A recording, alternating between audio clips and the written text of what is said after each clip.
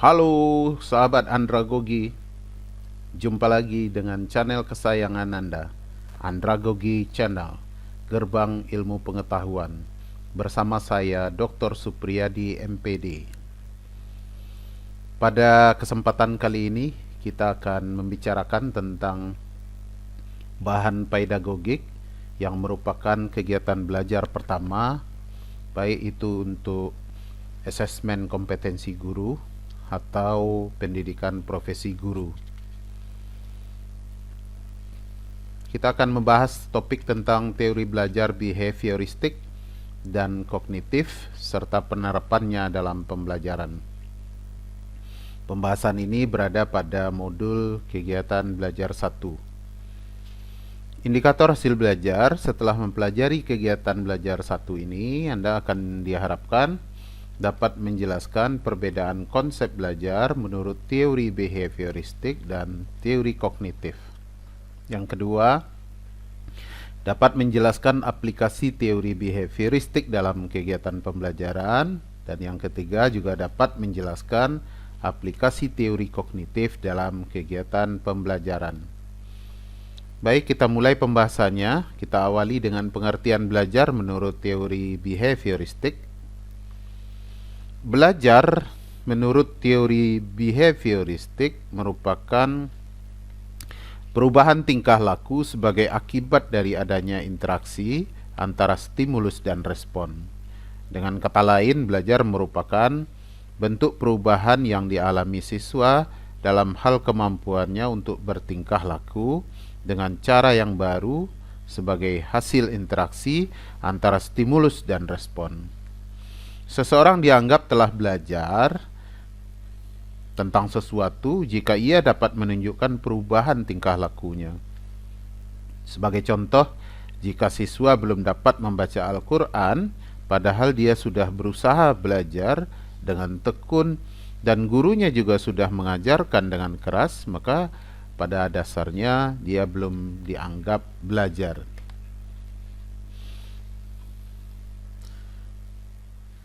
Menurut teori ini, yang terpenting adalah masukan atau input yang berupa stimulus dan keluaran atau output yang berupa respon. Nah, stimulus adalah apa saja yang diberikan guru kepada siswa, misalnya daftar perkalian, alat peraga, pedoman kerja, atau cara-cara tertentu untuk membantu belajar siswa. Sedangkan respon adalah reaksi atau tanggapan siswa terhadap stimulus yang diberikan oleh guru. Sebelum kita berbicara lebih jauh tentang behavioristik, terlebih dahulu kita akan bahas asal mula behavioristik ini. Teori behavioristik berangkat dari aliran psikologi behaviorisme yang menyimpulkan perilaku manusia itu bisa dibentuk menjadi baik atau buruk oleh lingkungannya. Tokoh-tokoh aliran behavioristik diantaranya adalah Sondike, Watson, Clark Hall, Edwin Guthrie, dan Skinner. Pada dasarnya, para penganut aliran behavioristik ini setuju dengan pengertian belajar yang sudah kita sebutkan di atas. Namun ada beberapa perbedaan pendapat di antara mereka. Kita akan bahas secara bertahap tentang teori belajar ini menurut para ahli. Kita mulai dulu dari pendapat Edward Lee Sondike. Belajar menurut Sondike adalah proses interaksi antara stimulus dan respon.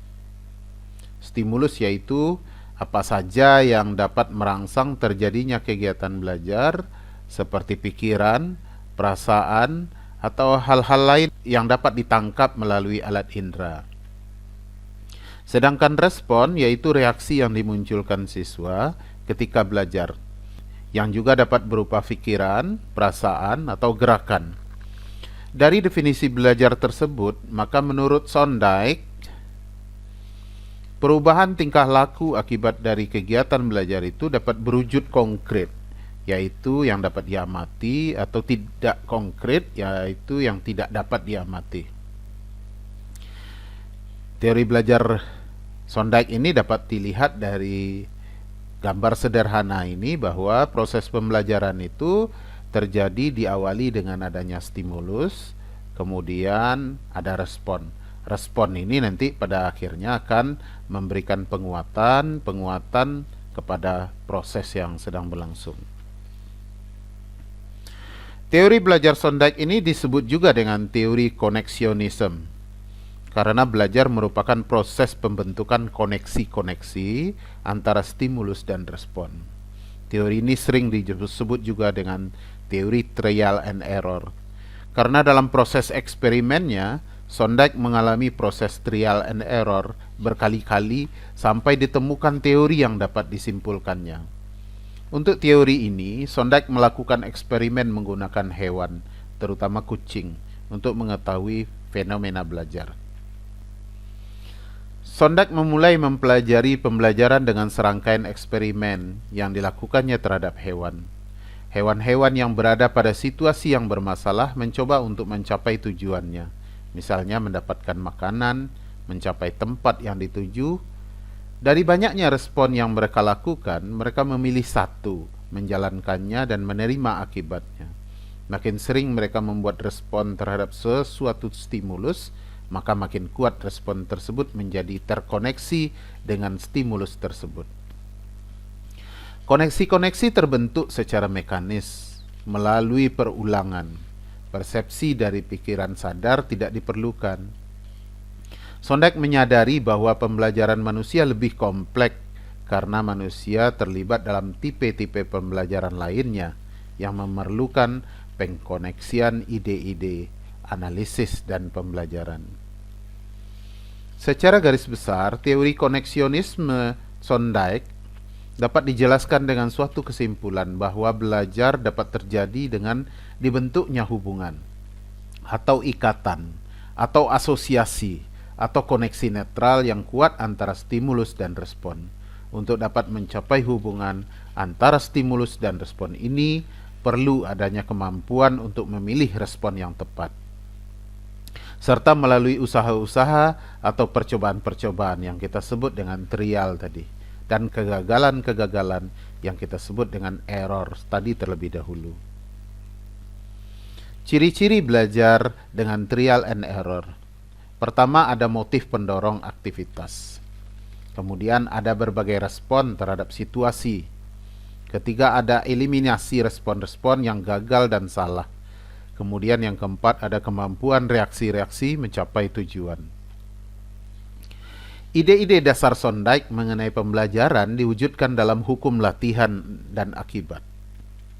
Hukum latihan terdiri dari dua bagian, yaitu hukum kegunaan dan hukum ketidakgunaan. Hukum kegunaan atau yang sering diistilahkan dengan law of use, yaitu sebuah respon terhadap sebuah stimulus memperkuat koneksi keduanya. Hukum yang kedua yaitu hukum ketidakgunaan atau law of disuse, yaitu ketika respon tidak diberikan kepada sebuah stimulus, kekuatan koneksinya menjadi menurun atau dilupakan. Makin panjang interval waktu sebelum sebuah respon diberikan, makin besar penurunan kekuatan koneksinya. Hukum belajar Sondike. Ada 3 hukum belajar Sondike, yaitu law of exercise, yaitu belajar akan berhasil apabila banyak latihan atau ulangan. Hukum ini menghasilkan sebuah teori bahwa hubungan antar stimulus dan respon akan menjadi kuat apabila sering digunakan, atau law of use, dan sebaliknya akan menjadi lemah jika tidak digunakan, atau law of disuse. Dari hukum tersebut dapat disimpulkan bahwa dalam proses pembelajaran dibutuhkan adanya latihan untuk memperkuat hubungan antara stimulus dan respon. Oleh karena itu, pemberian ulangan berupa tes yang diberikan oleh guru merupakan implementasi dari hukum ini. Yang kedua adalah law of effect. Belajar akan bersemangat apabila mengetahui dan mendapatkan hasil yang lebih baik. Yang ketiga adalah law of readiness. Belajar akan berhasil apabila individu memiliki kesiapan untuk melakukan perbuatan tersebut. Ada 4 hukum tambahan yang dikemukakan juga oleh Thorndike, di samping 3 hukum utama yang sudah kita jelaskan tadi, yaitu Law of Multiple Response, yaitu individu mencoba berbagai respon sebelum mendapatkan respon yang tepat. Yang kedua, Law of Attitude, yaitu proses belajar dapat berlangsung apabila ada kesiapan mental yang positif pada siswa. Hukum yang ketiga, Law of Partial Activity, yaitu individu dapat bereaksi secara selektif terhadap kemungkinan-kemungkinan yang ada dalam situasi tertentu. Individu dapat memilih dan mendasarkan tingkah lakunya kepada hal-hal yang pokok dan meninggalkan hal-hal yang kecil atau yang tidak pokok. Hukum yang keempat adalah Law of Response by Analogy, yaitu individu cenderung mempunyai reaksi yang sama terhadap situasi yang baru yang mirip dengan situasi yang dihadapinya pada waktu yang lalu. Teori yang kedua adalah teori belajar yang disampaikan oleh John Brodess Watson. Belajar adalah, menurut Watson, proses interaksi antara stimulus dan respon. Namun stimulus dan respon yang dimaksud harus berbentuk tingkah laku yang dapat diamati atau observable dan dapat diukur. Dengan kata lain, walaupun ia mengakui adanya perubahan-perubahan mental dalam diri seseorang selama proses belajar, namun ia menganggap hal-hal tersebut sebagai faktor yang tidak perlu diperhitungkan. Ia tetap mengakui bahwa perubahan-perubahan mental dalam benak siswa itu penting, namun semua itu tidak dapat menjelaskan apakah seseorang telah belajar atau belum, karena tidak dapat diamati. Teori ketiga yang disampaikan oleh Edwin Ray Guthrie. Menurut Guthrie, bahwa hubungan antara stimulus dan respon cenderung hanya bersifat sementara. Oleh sebab itu, dalam kegiatan belajar, siswa perlu sesering mungkin diberikan stimulus agar hubungan antara stimulus dan respon bersifat lebih tetap. Guthrie juga mengemukakan agar respon yang muncul sifatnya lebih kuat dan bahkan menetap, maka diperlukan berbagai macam stimulus yang berhubungan dengan respon tersebut. Guthrie juga percaya bahwa hukuman atau punishment memegang peranan penting dalam proses pembelajaran. Hukuman yang diberikan pada saat yang tepat akan mampu merubah kebiasaan dan perilaku seseorang. Namun setelah Skinner mengemukakan dan mempopulerkan akan pentingnya penguatan atau reinforcement dalam teori belajarnya, maka Guthrie mengatakan bahwa hukuman tidak lagi dipentingkan dalam belajar. Berikutnya adalah teori belajar menurut Bruce Frederick Skinner, atau yang lebih dikenal dengan Skinner. Skinner merupakan tokoh behavioristik yang paling banyak diperbincangkan. Konsep-konsep yang dikemukakan oleh Skinner tentang belajar mampu mengungguli konsep-konsep lain yang dikemukakan oleh para tokoh sebelumnya. Ia mampu menjelaskan konsep belajar secara sederhana, namun dapat menunjukkan konsepnya tentang belajar secara lebih komprehensif. Pada dasarnya, stimulus-stimulus yang diberikan kepada seseorang akan saling berinteraksi, dan interaksi antara stimulus tersebut akan mempengaruhi bentuk respon yang akan diberikan. Demikian juga dengan respon yang dimunculkan ini pun akan mempunyai beberapa konsekuensi. Konsekuensi inilah yang pada gilirannya akan mempengaruhi atau menjadi pertimbangan munculnya perilaku.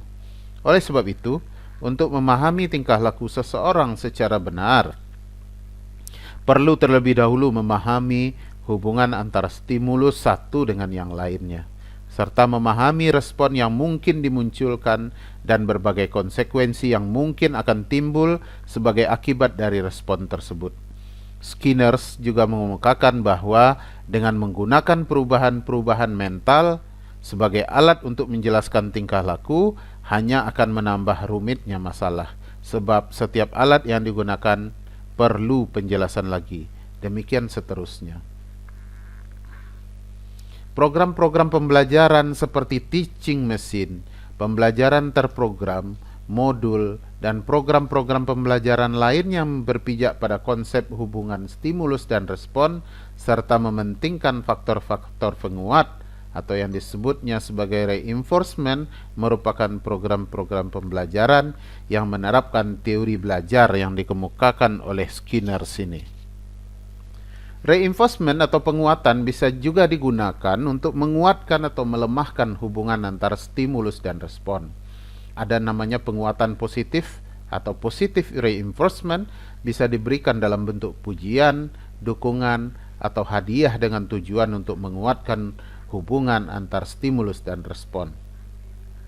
Sebaliknya, penguatan negatif atau negative reinforcement bertujuan untuk melemahkan hubungan antara stimulus dan respon yang bisa diberikan dalam bentuk pengurangan, bahkan sampai penghilangan stimulus menyenangkan yang pada awalnya diterima oleh siswa.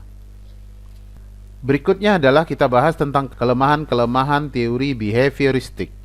Teori behavioristik banyak dikritik karena seringkali tidak mampu menjelaskan situasi belajar yang kompleks. Sebab banyak variabel atau hal-hal yang berkaitan dengan pendidikan atau belajar yang tidak dapat diubah menjadi sekedar hubungan stimulus dan respon saja. Contohnya, seorang siswa yang diberikan hadiah berupa uang berkali-kali atas prestasi belajar yang diraihnya, maka dia tidak akan merasakan lagi hadiah uang itu sebagai sesuatu yang memuaskannya apabila jumlah uangnya sama atau bahkan lebih kecil. Sehingga hadiah uang tersebut tidak lagi menyebabkan dia semangat untuk meraih prestasi yang lebih baik. Disinilah persoalannya. Ternyata teori behavioristik tidak mampu menjelaskan alasan-alasan yang mengacaukan hubungan antara stimulus dan respon ini. Namun kelemahan teori behavioristik ini dapat diminimalisir dengan memberikan stimulus yang berbeda terhadap suatu prestasi yang dicapai oleh siswa dengan memperhatikan kebutuhan siswa dan jenis prestasi yang diraihnya. Dalam memilih tugas juga sangat berbeda tingkat kesulitannya.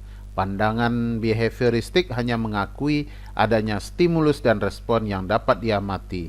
Mereka tidak memperhatikan adanya pengaruh pikiran atau perasaan yang mempertemukan unsur-unsur yang diamati tersebut. Kelemahan berikutnya adalah teori behavioristik juga cenderung mengarahkan siswa untuk berpikir linier, konvergen, tidak kreatif dan tidak produktif.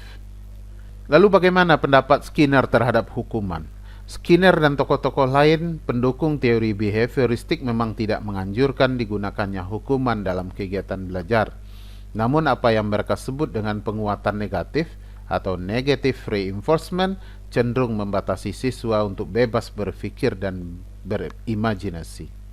Perbedaan pendapat antara Skinner dan Guthrie tentang hukuman. Pertama, pengaruh hukuman terhadap perubahan tingkah laku sangat bersifat sementara. Yang kedua, dampak psikologis yang buruk mungkin akan terkondisi atau menjadi bagian dari jiwa si terhukum bila hukum berlangsung lama. Yang ketiga, hukuman mendorong si terhukum mencari cara lain meskipun salah dan buruk agar ia terbebas dari hukuman. Dengan kata lain, hukuman dapat mendorong si terhukum melakukan hal-hal lain yang kadangkala lebih buruk daripada kesalahan yang diperbuatnya. Skinner lebih percaya kepada apa yang disebut sebagai penguatan negatif yang tidak sama dengan hukuman. Ketidaksamaannya terletak pada akibatnya bila hukuman diberikan sebagai stimulus untuk menghentikan respon siswa yang dianggap tidak baik, sedangkan penguatan negatif diberikan sebagai stimulus untuk mengurangi secara perlahan respon siswa yang dianggap tidak baik. Dan ketika respon yang tidak baik itu sudah mulai berkurang, maka guru harus mengurangi pemberian stimulus yang tidak menyenangkan itu.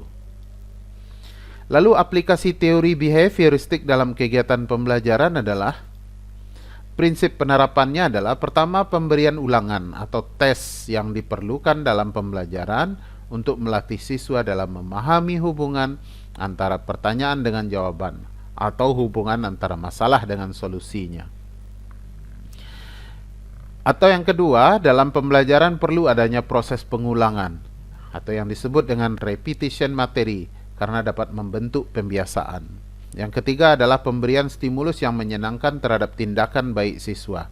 Misalnya prestasi belajar yang bagus harus dilakukan untuk memotivasi agar terus mempertahankan prestasinya. Sebaliknya, pemberian stimulus yang tidak menyenangkan terhadap tindakan siswa yang tidak baik, misalnya prestasi belajar yang jelek karena malas belajar, juga harus dilakukan untuk memotivasi siswa agar lebih giat lagi sehingga nilainya menjadi lebih baik. Selanjutnya, pemberian hukuman dan hadiah diperlukan dalam rangka menciptakan disiplin kelas yang kondusif untuk proses pembelajaran, sehingga tujuan pembelajaran dapat dicapai secara efektif dan efisien. Selanjutnya, pemberian hadiah atau hukuman harus dilakukan secara variatif, sehingga tidak menimbulkan kebosanan pada siswa yang menerimanya. Selanjutnya, proses pembelajaran akan berjalan secara efektif jika siswa sudah memiliki kesiapan untuk mengikuti proses belajar, baik kesiapan mental maupun kesiapan menerima materi yang baru. Oleh karena itulah, pemberian apersepsi sebelum memulai proses pembelajaran dianggap sesuatu yang sangat penting. Pembahasan kita berikutnya adalah teori belajar kognitif serta penerapannya dalam pembelajaran. Ini merupakan topik bahasan berikutnya yang masih dalam modul KB1. Indikator hasil belajar. Setelah mempelajari kegiatan belajar 1B ini, Anda diharapkan dapat menjelaskan pengertian belajar menurut teori kognitif.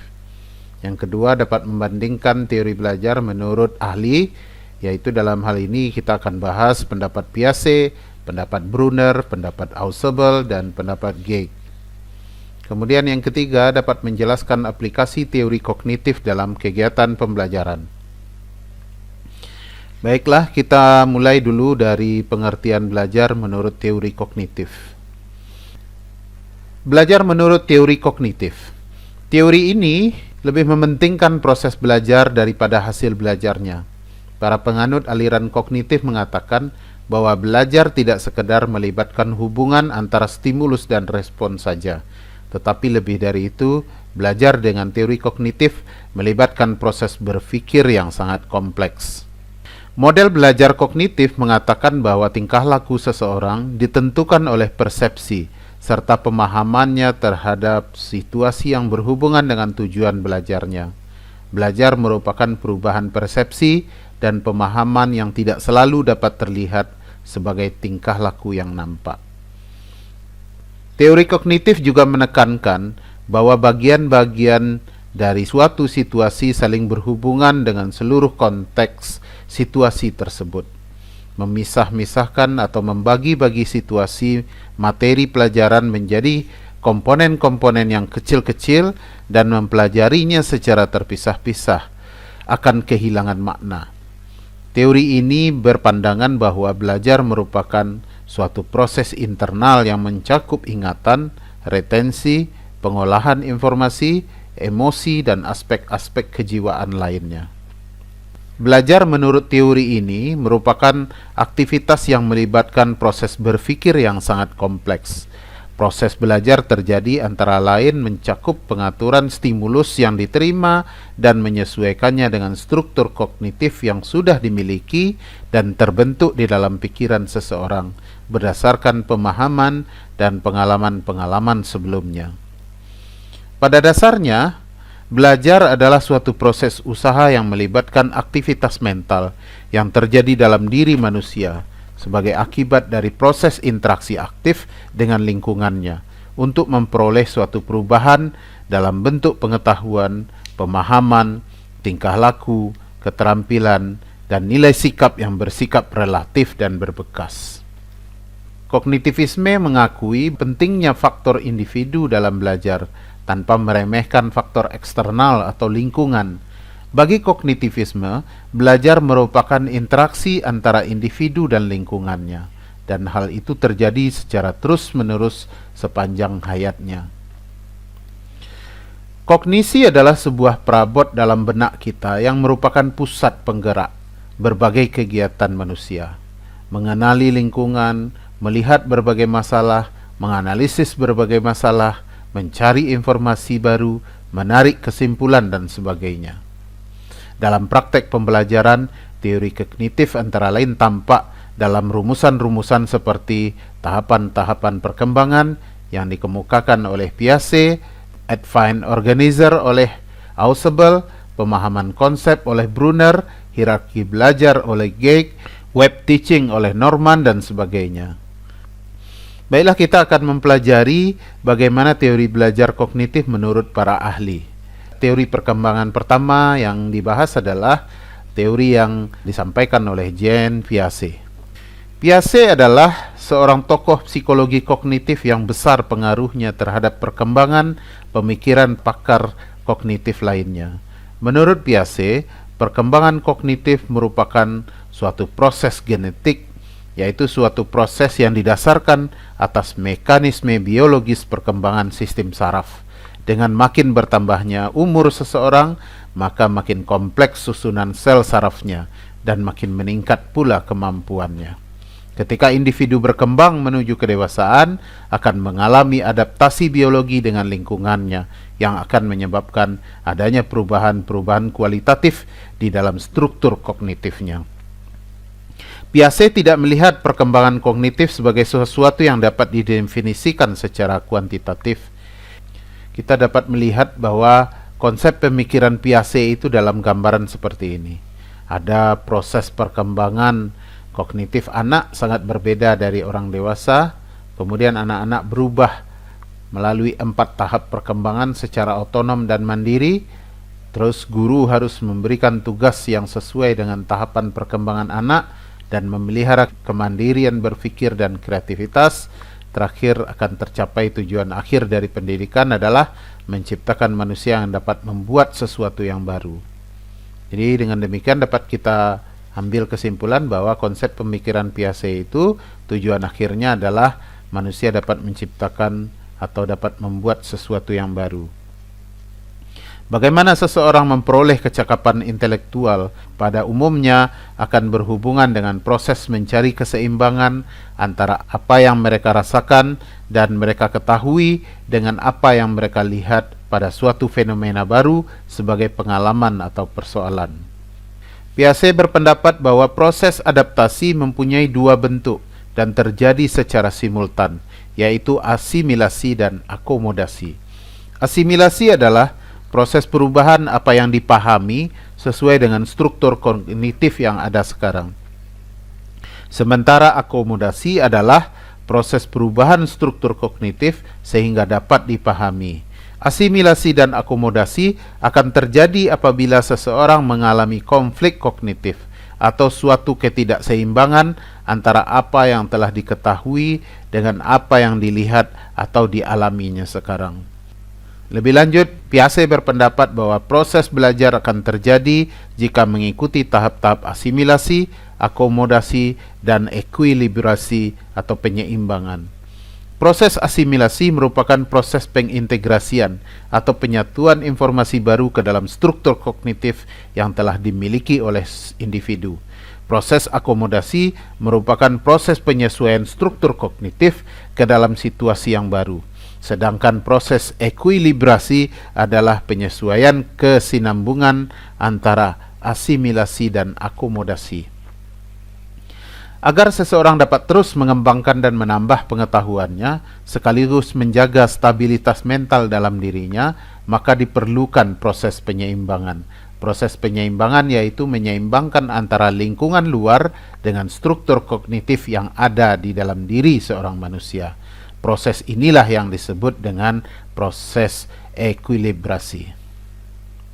Menurut Piaget, proses belajar seseorang akan mengikuti pola dan tahap-tahap perkembangan sesuai dengan umurnya. Pola dan tahap-tahap ini bersifat hierarkis, artinya harus dilalui berdasarkan urutan tertentu, dan seseorang tidak dapat belajar sesuatu yang berada di luar tahap kognitifnya. Piaget membagi tahap-tahap perkembangan kognitif itu menjadi beberapa bagian.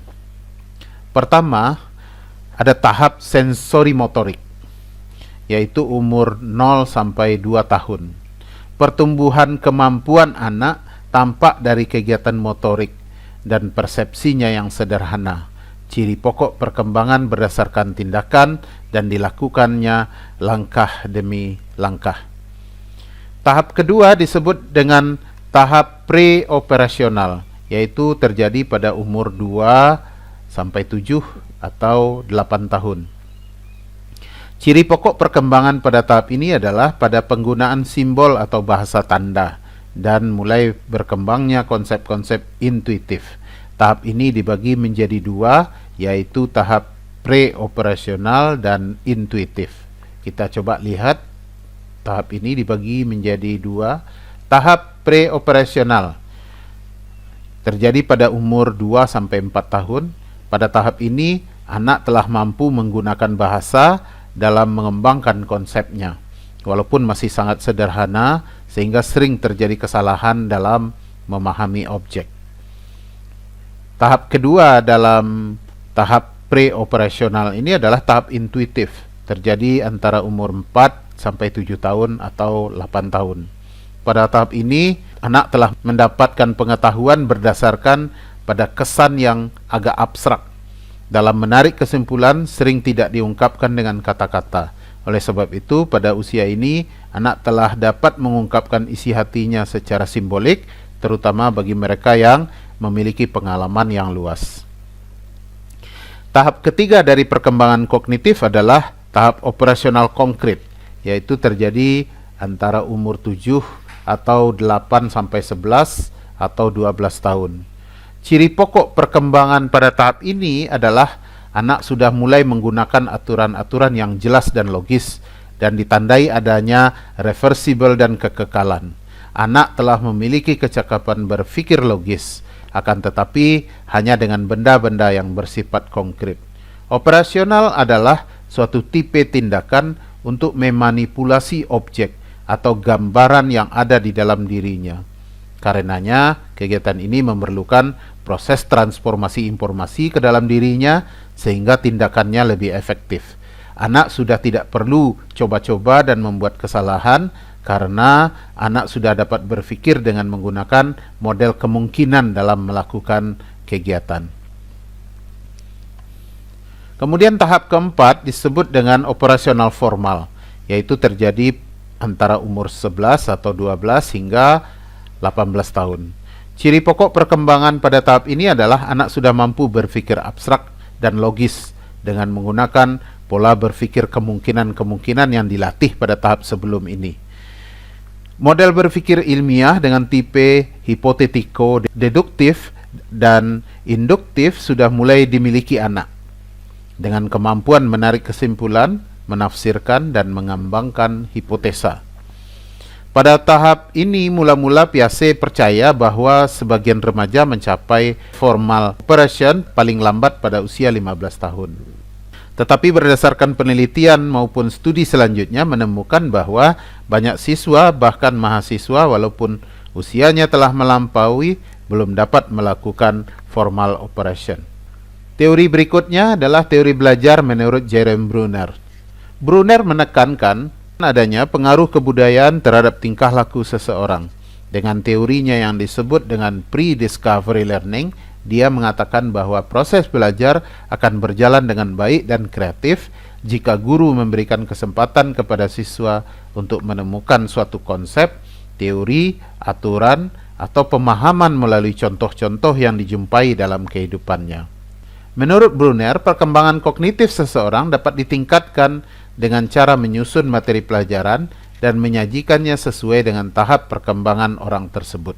Ada beberapa tahap perkembangan kognitif yang disampaikan oleh Bruner, dikategorikan menjadi 3 tahap. Tahap pertama disebut dengan enaktif. Seseorang melakukan aktivitas-aktivitas dalam upayanya untuk memahami lingkungan sekitarnya. Artinya, dalam memahami dunia sekitarnya, anak menggunakan pengetahuan motorik, misalnya melalui gigitan, sentuhan, pegangan, dan sebagainya. Tahap kedua disebut dengan tahap ikonik. Seseorang memahami objek-objek atau dunianya melalui gambar-gambar dan visualisasi verbal. Maksudnya, dalam memahami dunia sekitarnya, anak belajar melalui bentuk perumpamaan dan perbandingan. Tahap ketiga yaitu tahap simbolik.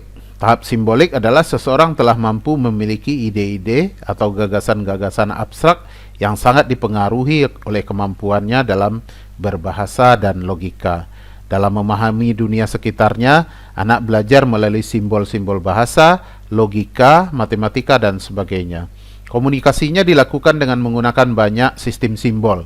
Semakin matang seseorang dalam proses berpikirnya, semakin dominan sistem simbolnya.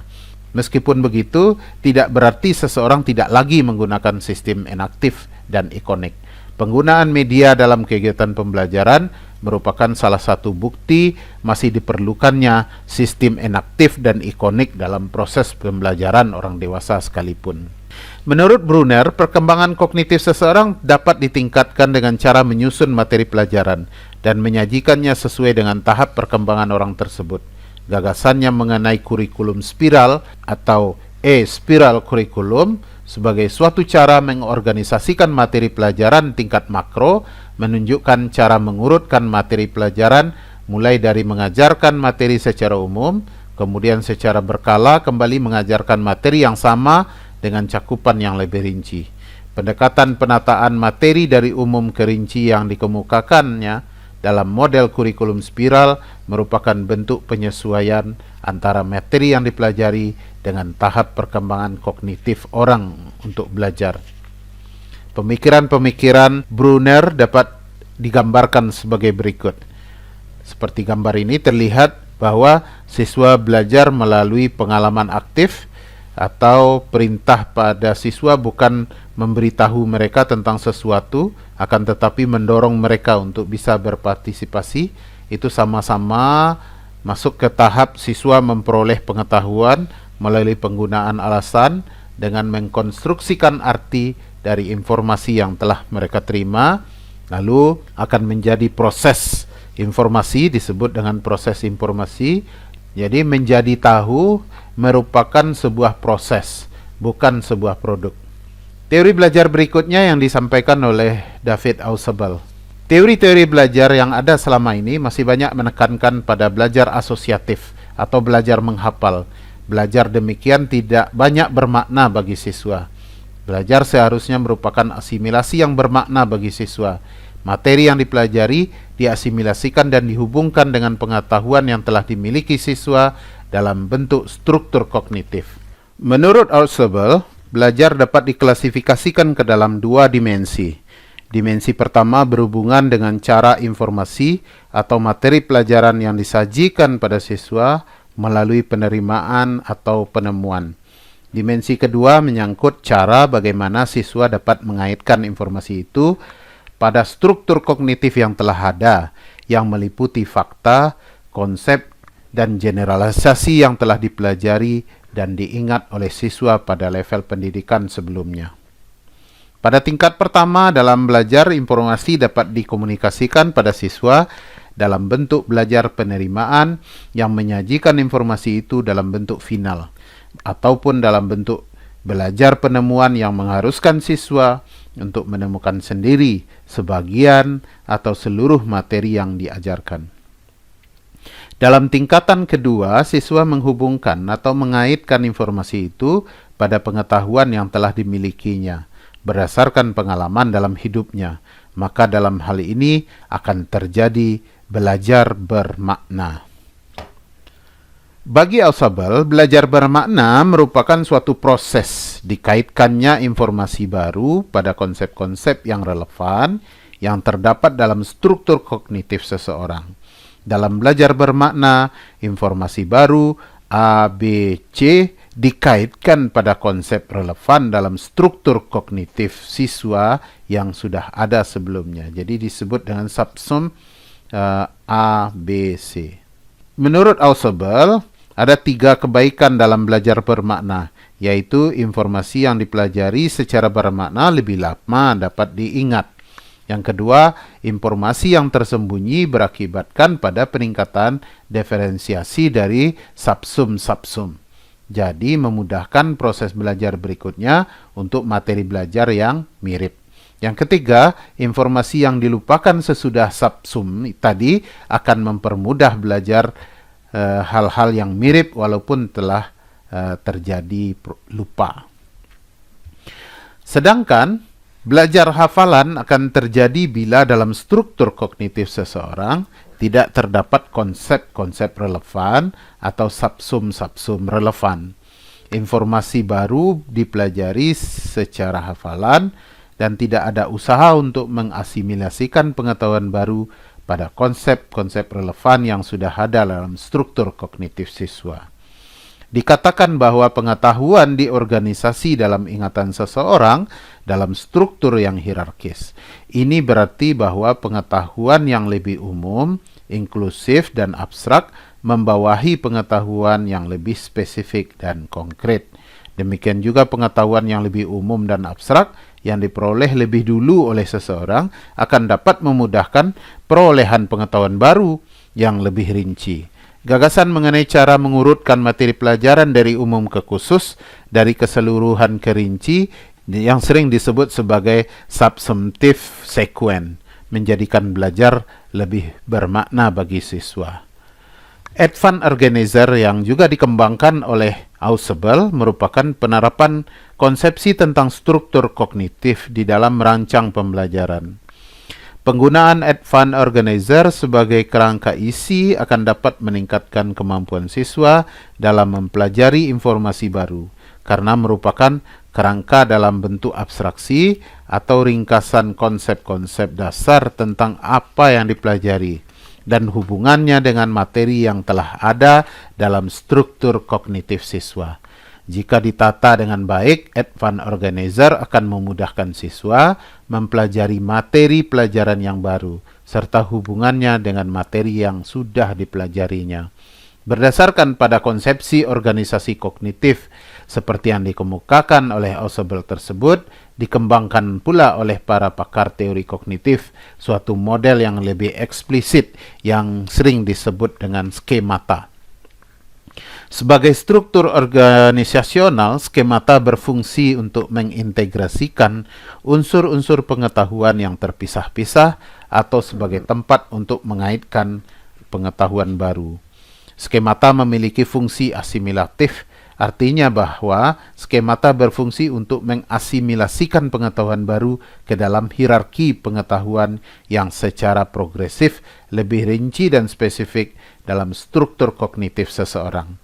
Inilah proses belajar yang paling dasar, yaitu mengasimilasikan pengetahuan baru ke dalam skemata yang tersusun secara hierarkis. Berikutnya adalah teori belajar menurut Robert M. Gegg. Ada konsep tentang hierarki belajar juga yang dikemukakan oleh Robert Gegg ini. Di samping juga hierarki belajar yang sudah disampaikan oleh Ausubel, bahwa menurut Gegg, belajar konsep merupakan suatu bagian dari suatu hierarki, dari 8 bentuk belajar. Dalam hierarki ini, setiap tingkat belajar tergantung pada tingkat-tingkat sebelumnya. Namanya juga hierarki, maka pemberlakuannya adalah bertingkat. Hierarki belajar dari Gegg tersebut adalah, kita coba lihat hierarki belajar dari Gegg, yaitu belajar tanda sinyal, jadi signal learning, kemudian belajar stimulus respon, kemudian belajar merangkai tingkah laku, belajar asosiasi verbal, belajar diskriminasi, belajar konsep, belajar terdefinisi, yang kedelapan belajar memecahkan masalah. Terkait dengan hasil belajar, Gegg mengemukakan ada 5 macam hasil belajar. 3 diantaranya bersifat kognitif, 1 bersifat afektif, dan 1 lagi bersifat psikomotor. Kita coba lihat ada 5 kemampuan hasil belajar. Pertama adalah keterampilan intelektual. Keterampilan intelektual memungkinkan seseorang berinteraksi dengan lingkungannya dengan penggunaan simbol-simbol atau gagasan-gagasan. Aktivitas belajar keterampilan intelektual ini sudah dimulai sejak tingkat pertama sekolah dasar atau sekolah taman kanak-kanak dan dilanjutkan sesuai dengan perhatian dan kemampuan intelektual seseorang.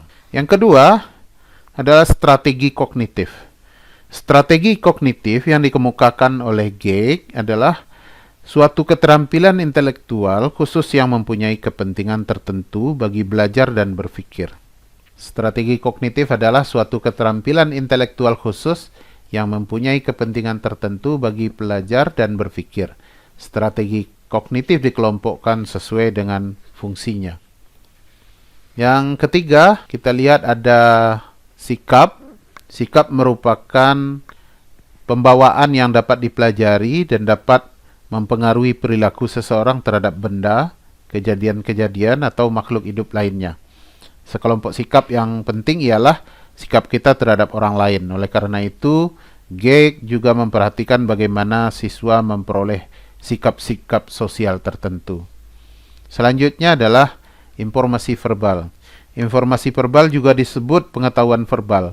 Menurut teori, pengetahuan verbal ini disimpan sebagai jaringan proposisi-proposisi. Informasi verbal diperoleh sebagai hasil belajar di sekolah dan juga dari kata-kata yang diucapkan orang, dari membaca, dari mendengarkan radio, televisi, dan media lainnya. Selanjutnya adalah keterampilan motorik. Keterampilan motorik tidak hanya mencakup kegiatan fisik, melainkan juga kegiatan motorik yang digabung dengan keterampilan intelektual. Misalnya membaca, menulis, memainkan sebuah instrumen musik, atau dalam pelajaran sains menggunakan berbagai macam alat seperti mikroskop, alat listrik, dan sebagainya. Pengelompokan strategi kognitif menurut Geek ini adalah pertama, strategi menghafal. Siswa melakukan latihan mereka sendiri tentang materi yang dipelajari dalam bentuk yang paling sederhana seperti mengulangi nama-nama dalam suatu urutan, nama pahlawan, tahun pecahnya Perang Dunia, dan lain sebagainya. Yang kedua ada strategi elaborasi, yaitu siswa mengasosiasikan hal yang akan dipelajari dengan bahan-bahan lain yang tersedia.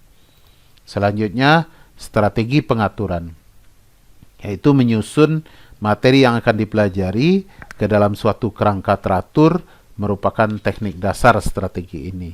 Kemudian strategi metakognitif meliputi kemampuan siswa untuk menentukan tujuan belajar, memperkirakan keberhasilan pencapaian tujuan itu, dan memilih alternatif-alternatif untuk mencapai tujuan tersebut. Selanjutnya adalah strategi afektif. Teknik ini digunakan para siswa untuk memusatkan dan mempertahankan perhatian, untuk mengendalikan kemarahan, dan menggunakan waktu secara efektif.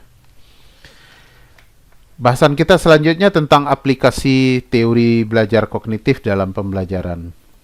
Berdasarkan beberapa teori yang dikemukakan oleh para ahli penganut kognitivisme di atas, ada beberapa implikasi yang harus diterapkan dalam proses pembelajaran. Pertama, belajar tidak sekedar melibatkan hubungan antara stimulus dan respon. Ini sebagai sebuah bantahan terhadap behaviorisme. Tetapi lebih dari itu, belajar melibatkan proses berpikir yang sangat kompleks. Yang kedua, siswa bukan sebagai orang dewasa yang muda dalam proses berpikirnya, tetapi mereka mengalami perkembangan kognitif melalui tahap-tahap tertentu. Yang ketiga, siswa harus diberikan kesempatan untuk belajar sesuai dengan kemampuannya, sehingga pemberian waktu belajar untuk setiap siswa haruslah fleksibel. Selanjutnya, anak usia prasekolah dan awal sekolah dasar akan dapat belajar dengan baik, terutama jika dia menggunakan benda-benda konkret. Selanjutnya, secara umum, semakin tinggi tahap perkembangan kognitif seseorang akan semakin teratur dan semakin abstrak cara berpikirnya. Yang selanjutnya, proses belajar akan berjalan dengan baik dan kreatif jika guru memberikan kesempatan kepada siswa untuk menemukan suatu konsep, teori, aturan, atau pemahaman melalui contoh-contoh yang dijumpai dalam kehidupannya. Selanjutnya, perkembangan bahasa besar pengaruhnya terhadap perkembangan kognitif seorang anak. Selanjutnya, penyusunan materi pelajaran harus diatur dari yang sudah diketahui menuju kepada sesuatu yang baru, dari yang sederhana menuju kepada yang kompleks, dan dari yang mudah menuju kepada yang sulit. Belajar memahami akan lebih bermakna daripada belajar menghafal. Terakhir adalah adanya perbedaan individual pada diri siswa perlulah diperhatikan karena faktor ini sangat mempengaruhi keberhasilan belajar siswa. Demikian pembahasan kita berkenaan dengan teori-teori belajar, behaviorisme dan kognitif, serta penerapannya dalam pembelajaran. Semoga bermanfaat. Jangan lupa like video ini jika Anda menyukainya, komen video ini jika Anda merasa bermanfaat, share video ini jika yang lain memerlukannya, dan subscribe channel ini jika Anda merasa tertarik. Salam andragogi.